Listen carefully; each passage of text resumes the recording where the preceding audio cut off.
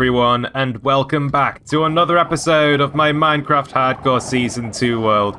You know, I thought I'd start my intro at the top of the volcano here, and I was just thinking, oh, that'd be a great spot. And you know what? It's been immediately invaded by the Wardens. The good news is that I don't have the darkness effect, so that's great. But what's the view like from here? I don't know. Okay, so we've got laser beams before the golems get out and are released. Oh, and of course it started raining. But we are getting the laser beams from up here. Pretty good, gotta say. But that is not what I am here for today. We are here because we have more diamonds to add to the blue... Oh, I can't see anything. Oh, to add to the blue lava floor. We are here because I have some more diamonds to add to the blue lava floor in our magma chamber of the volcano itself. Do you know what? This is a really good angle for the magma chamber, I've got to say. I can see so much of this electric blue. I love it. I have to say, though, what on earth have the Endermen be doing? Oh, it's hideous. So, as has been the case for the last few episodes now, I've been doing some pretty major mining for diamonds, all to help finish that blue lava floor. We need an absolute ton of diamonds in order to finish that floor, and this episode has been extremely fruitful because I have been mining like no man has ever mined before. I just had it in my mind, you know? What if I used this opportunity to grind? And I mean seriously grind. I had a goal of adding over 100 diamond blocks to the blue lava floor in this episode. And you know what? I think we're gonna get that. This is the result after just under 8 hours of mining. Look at all these diamond ores. Oh, and we've actually already mined 52 of these diamonds as well. And that has resulted in over 8 stacks of diamonds and 43. Oh, we certainly did a good job with this episode, everyone. So we're in our favourite fortuning place. Let's see what exactly we get from these. I've got so many diamonds that I've actually got to collect them before I mine more, out of fear that they end up despawning. Well, that's a first. My inventory's full and I've still got 2 stacks and 43 ores. Wow. Okay, we've come up to the end of our ores. We are nearly about to find out just how many we've got. I think we've overshot the 100 block goal by far. And I didn't mean to do that. So, how many is this? Oh, I'm actually a little bit disappointed. I feel like it's within my reach to fill an entire shulker box with diamonds now. I think that's what we've got to do at some point in the future. Just go absolutely crazy with the diamonds. So, what exactly does this come out as? We've got 1 stack. 56. Uh-huh. Very good. That means we've already broken our 100 diamond block goal. That is insane. And we've even got 2 stacks. 2 stacks and 15. Oh, that is absolutely glorious. I love that. And as such, I feel like there is no time that I will ever be able to do this again. I have never been able to just vomit out all of these diamond blocks. Let's look at them all.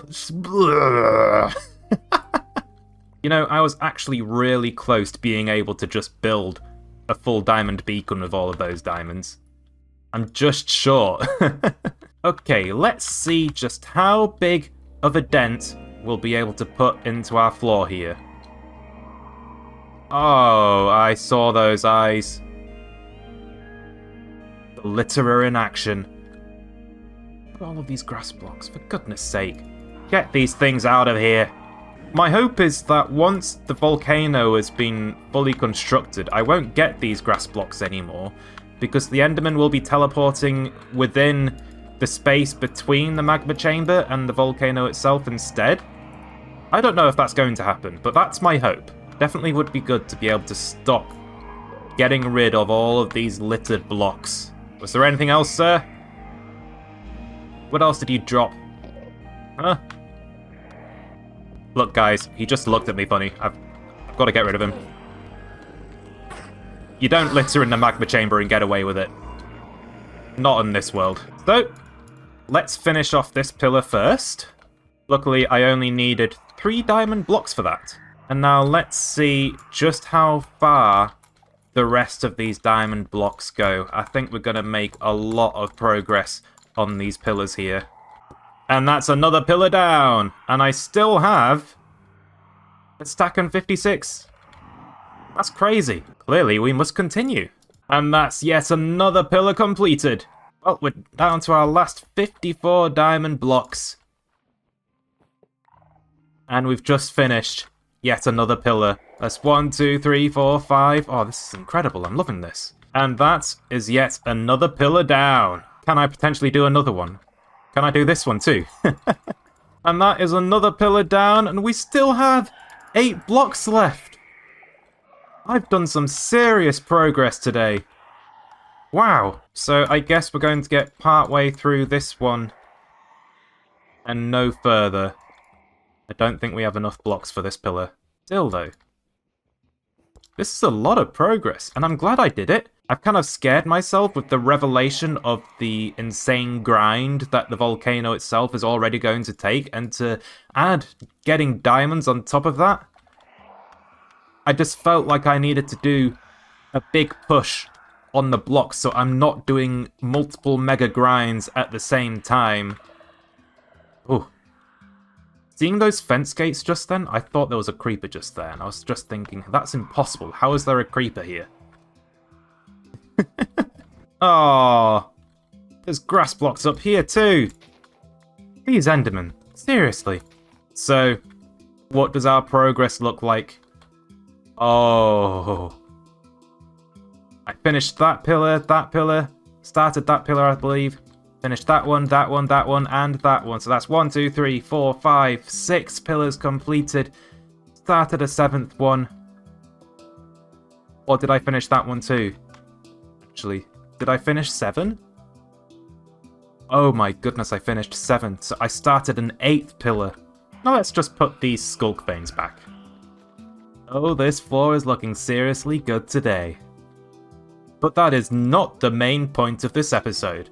No, we have issues that we need to fix and rectify back at our base. Issues? What do you mean issues? Well, it's to do with our sheep balloons up here and the storage system that I have for all of the wool. It just goes into a few chests on the ground, and I've actually had to empty those chests and store that wool in these chests here. I've actually already taken all of the light grey, grey and black wool out because we were using that for the volcano project. But we need a proper storage room for the wool, and I think the best place for it is going to be directly underneath the sheep balloons. I mean, we do have the wool dropping directly downwards there, so I think it would be a good idea if we had a build that had a few hoppers sticking out, kind of like chimneys, to catch all of the wool that drops from these sheep balloons. Oh, just look at that face. It's so beautiful. Every time I see it, it makes me laugh. And I've been thinking about how I want to lay out my storage room, and I think I'm going to go for a little bit of a weird layout. Let's go for a diagonal storage array. I think that could be interesting. And I think this is going to mean that we finally remove the chapel from the original village that was here. We don't have many buildings left, to be honest. We've got this one and this one, that house, that house, that house, that house, that house. Oh, I guess we've actually got quite a lot of them. But original buildings nonetheless. I'm just trying to work out how much space I'm actually going to want for this. I think at the end of the day, 16 blocks going diagonally, that's actually quite a lot. So this build might be bigger than I expected it to be when you compare it to other storage systems. Let's go here. Here, okay. I like that. That gives space.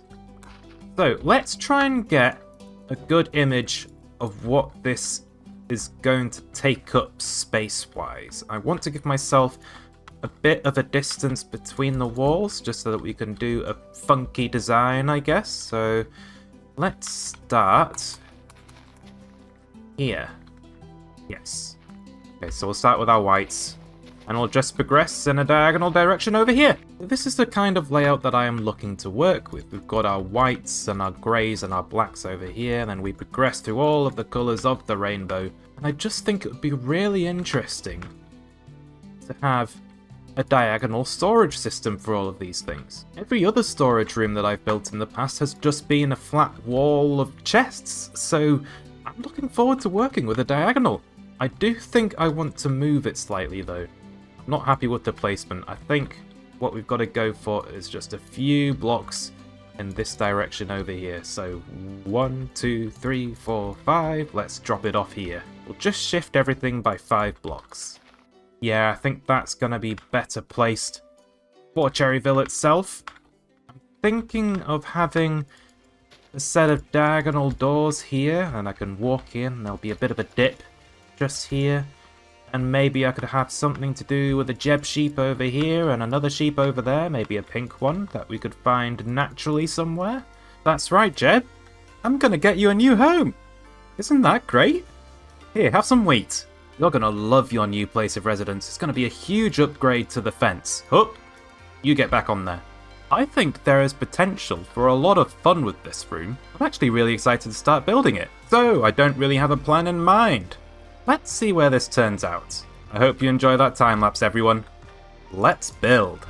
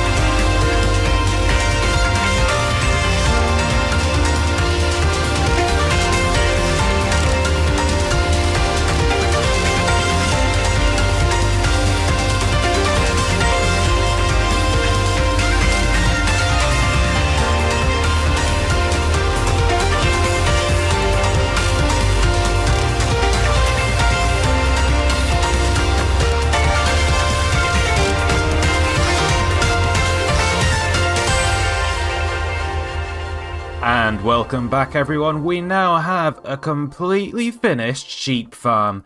That's right, we've built an entire structure to contain all of the wool that drops from our sheep balloons, and on the inside we have our diagonal storage system. Oh, I've been wanting something like this for ages, just something to store all of the wool, and we've got all of the different colours lined up here, and the wool underneath the chests is what denotes what is inside, and it's all being automatically sorted. We'll have anything that ends up in the hoppers as excess or just random items going in here as well.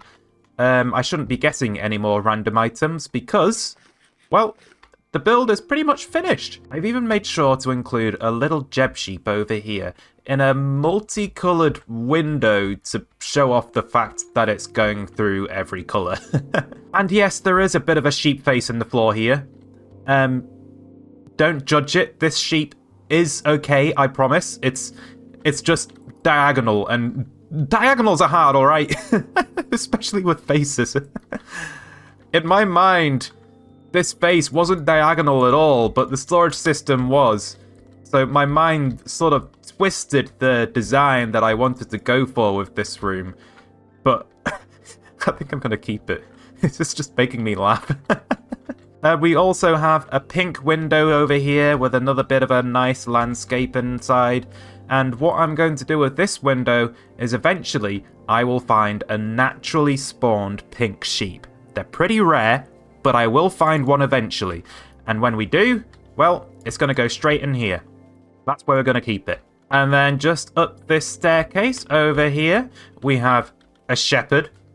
That is the first clue as to what's over here. So, we've got a little banner creating station thing. So, we've got all of our current banner patterns that we have in our world, and we have our looms so that we can make our banners. And over here, we've got all of the banners that we've made previously, including the ominous banners, which I've gotten from the pillager patrols. And then not only that, we've also got all of the dyes in this barrel just here. And I was thinking about utilizing these new-ish, the chiseled bookshelves. Is that what they're called? I've completely forgotten. Is it a chiseled bookshelf? Can I check that somehow? Bookshelf. It is a chiseled bookshelf. Okay. Well, now I know. Anyway, I've decided to utilize the chiseled bookshelves in a way. I haven't used them yet. I was hoping to utilize these to store all of the banner recipes for the banner patterns that I end up creating here. So I've already got this. This is the banner that we've got on the gatehouse back at spawn. So I was thinking I could write down the recipe and we could put it in these bookshelves, as well as keeping an actual copy of the banners themselves in this chest here. And because I've got looms here, I have attracted some villagers. So we now have shepherds, I guess. Maybe I'll trade with them, maybe I won't. Can I sell these? I can. So this isn't buying wool, this is selling wool. Okay. That's nice, I guess. I don't really need to sell wool, mate, but I'm glad to have you. Anyway, since wool is a very colourful block, I wanted to include all of the different colours on the floor, on the walls, up there, and I feel like that's really driven home the fact that this is a building purely for the storage of our wool that we've got over here. So I'm a big fan of that. I'm also a big fan of what I've done in the ceiling. It's a bit funky. I quite like the pattern that I've got going there, and we've actually made use of the new tough blocks. I think they're both of the new chiseled variants. What is the name of the other tough block? One is chiseled, and one is something else. Hang on. Where's that crafting table gone? I can't believe I'm doing this, but I'm Googling block names in Minecraft at the moment through Minecraft itself. What is it? Why isn't it on here? What on earth? I can't craft it through the crafting table. What? Did I nab it through the stone cutter, maybe?